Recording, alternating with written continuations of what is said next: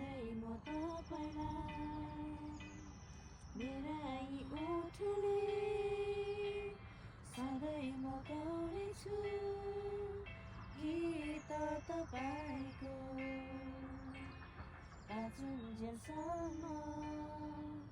सिंहासनमा विराजमान प्रभु मेरो पापलाई उठाइ लाने मेरो क्रुसलाई आफै बोकी मृत्युलाई जिती मलाई बचाई सिंहासनमा विराजमान प्रभु मेरो पापलाई उठाइ लाने मेरो क्रुसलाई आफै बोकी